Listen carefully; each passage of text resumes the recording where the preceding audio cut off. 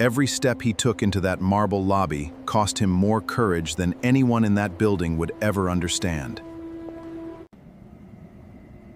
One glance at his file was all it took for the system to decide he wasn't worth the risk. He didn't argue. He didn't beg. He simply folded the last of his hope back into a worn brown folder.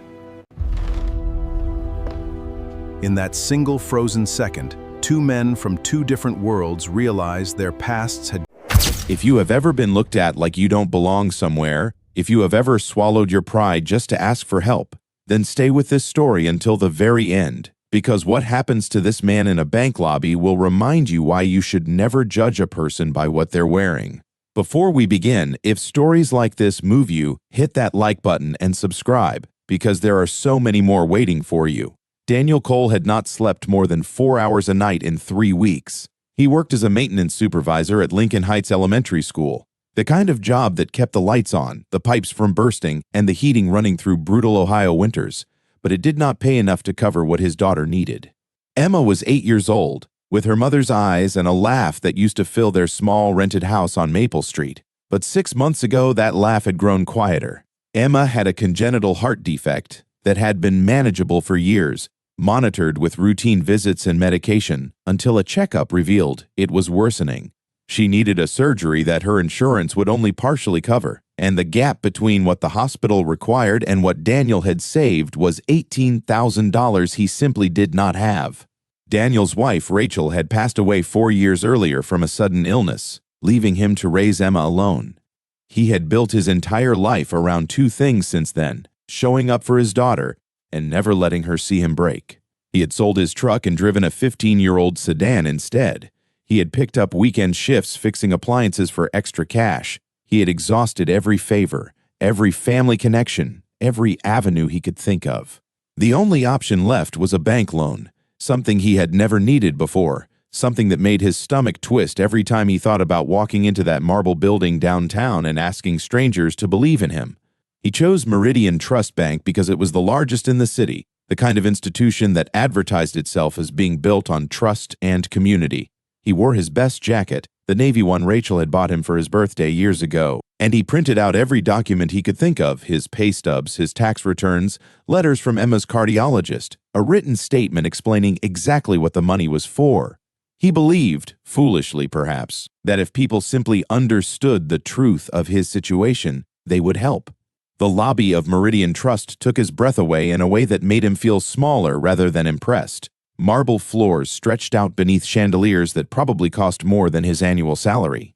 Bankers in pressed suits moved briskly past him, none of them making eye contact. He clutched his folder against his chest like it was the only thing keeping him standing, and approached the reception desk, where a young woman directed him toward a glass-walled office and a loan officer named Gregory Pierce. Pierce was younger than Daniel, maybe by 10 years, with a slicked haircut and a watch that caught the light every time he moved his wrist. He gestured for Daniel to sit without really looking at him, then flipped through the folder with the enthusiasm of a man doing a chore he resented. Daniel tried to explain, tried to walk him through Emma's diagnosis, tried to point out the letter from the cardiologist that detailed the urgency of the surgery date. Pierce cut him off more than once, tapping his pen against the desk, glancing at his computer screen instead of Daniel's face. "Your credit history is thin," Pierce said flatly, "and your income-to-debt ratio doesn't meet our threshold for an unsecured loan of this size. I'm sorry, Mr. Cole, but I can't approve this." Daniel felt the words land like a physical blow. He asked if there was another option, a smaller amount, a different program, anything. Pierce shook his head without offering a single alternative, sliding the folder back across the desk with the same detached expression he'd worn the entire meeting. "I'd recommend looking into a personal line of credit elsewhere. This just isn't something we can do here." There was a particular kind of pain in being dismissed so completely by someone who had never once looked him in the eye. Daniel did not argue. He did not raise his voice. He simply nodded, because arguing had never once put money in anyone's pocket, and slowly began collecting his papers, his hands trembling slightly as he tucked the cardiologist's letter back into the folder last, the way he always did, like it was the most important piece even though it hadn't mattered to the man across from him at all. It was in that moment, as Daniel rose from his chair, that the entire lobby seemed to shift. Security straightened near the entrance. A murmur passed among the staff. Through the glass wall of the office, Daniel could see a man walking in from the street, tall, silver-haired, moving with the kind of unhurried authority that made people part around him instinctively. Employees who moments earlier had ignored Daniel entirely now scrambled to greet this new arrival, calling him Mr. Voss, asking if he needed anything, practically tripping over themselves. Richard Voss was the chairman of Meridian Trust, a man whose face appeared on the annual report and occasionally in the business section of the newspaper, but who rarely visited branch offices in person. He had stopped by that morning only because he had a meeting 2 floors up, and some habit built over decades of running a company by paying attention to details others missed, made him glance toward the glass-walled loan offices as he crossed the lobby. His eyes landed on Daniel Cole, and for a moment, Richard Voss stopped walking entirely. 22 years earlier, before Meridian Trust, before the silver hair and the tailored suits, Richard Voss had been a 19-year-old private in the United States Army, deployed to a forward operating base where nothing about his future was guaranteed. During a routine patrol that went catastrophically wrong, an IED had torn through the convoy he was riding in. Richard had been thrown from the vehicle, bleeding badly, certain in those disorienting seconds that he was going to die alone on foreign soil. The medic who reached him first, who applied pressure to a wound that should have killed him within minutes, who stayed with him under fire until evacuation arrived, was a young combat medic named Daniel Cole. They had not stayed in contact after their service ended. Richard had gone home to build a career in finance, eventually rising through the ranks to lead one of the largest banks in the state. Daniel had gone home to marry Rachel, to become a father, to quietly build a life far from any spotlight. 22 years had passed, but Richard Voss had never once forgotten the face of the man who saved his life, and he was not about to forget it now.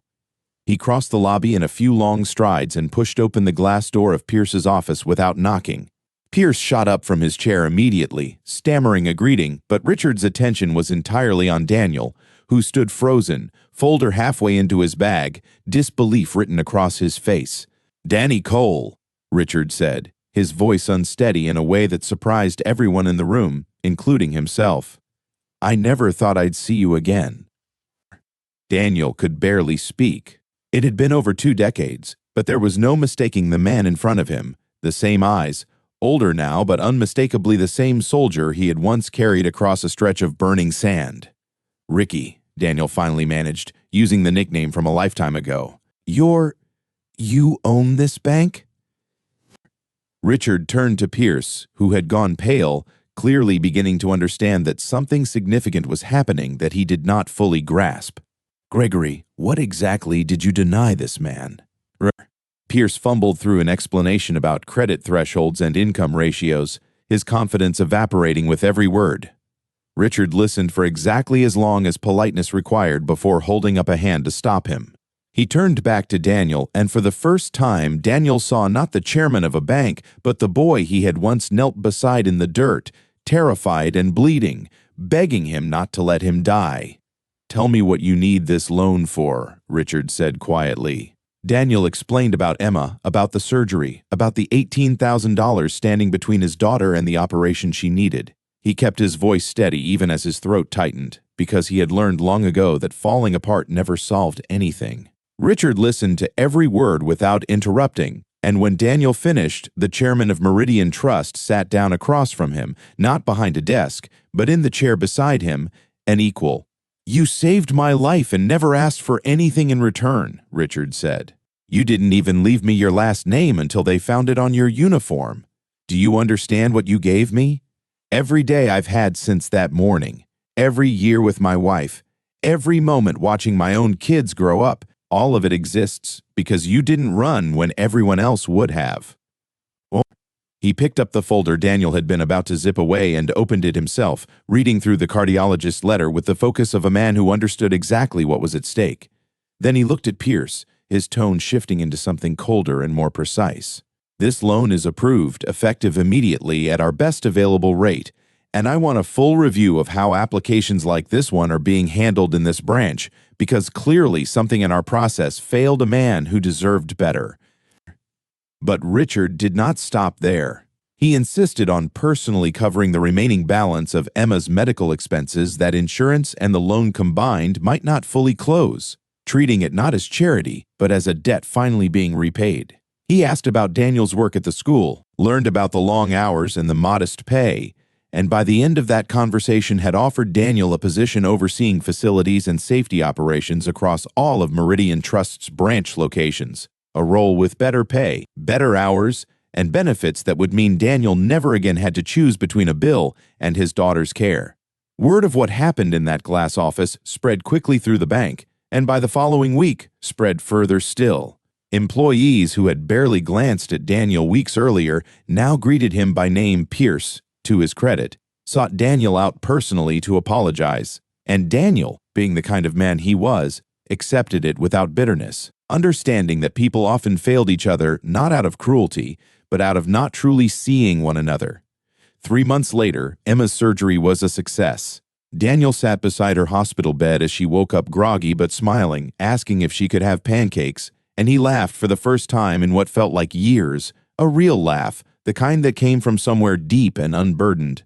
Richard visited that same week, not as a bank chairman, but as a friend, bringing a small toy for Emma and quietly telling Daniel that he would never be able to repay what Daniel had given him all those years ago, but he intended to keep trying anyway. The two families grew close in the months that followed. Sunday dinners became a tradition, sometimes at Daniel's newly comfortable home, sometimes at Richard's, and occasionally at the small family-owned restaurant near Maple Street, where Emma insisted on ordering the same plate of spaghetti every single time. Daniel often thought back to that day in the marble lobby, to how small and invisible he had felt sitting across from a man who couldn't be bothered to truly look at him, and how strange it was that Dignity had walked back into his life wearing the face of someone he had once saved without ever expecting anything in return. What Daniel learned, and what he tried to teach Emma as she grew older, was that kindness offered without expectation has a way of finding its way back when you least expect it, sometimes decades later, sometimes in a marble lobby on the worst day of your life. He never went looking for recognition, never once mentioned his military service to anyone at that bank, and yet the truth found him anyway. Because the world has its own quiet way of remembering the people who show up for others when it costs them everything to do so. Daniel Cole never stopped being a humble man. He still fixed his own car when he could, still showed up early to help other parents at Emma's school, still wore that same navy jacket on cold mornings even after he could have afforded a dozen new ones. But he no longer walked into any room believing he didn't belong there, because he had learned, in the most unexpected way possible, that the value of a person was never something a stranger behind a desk could measure with a form and a credit score. Some debts take 22 years to repay. Some kindness never truly disappears. It simply waits, quietly, for the right moment to come home.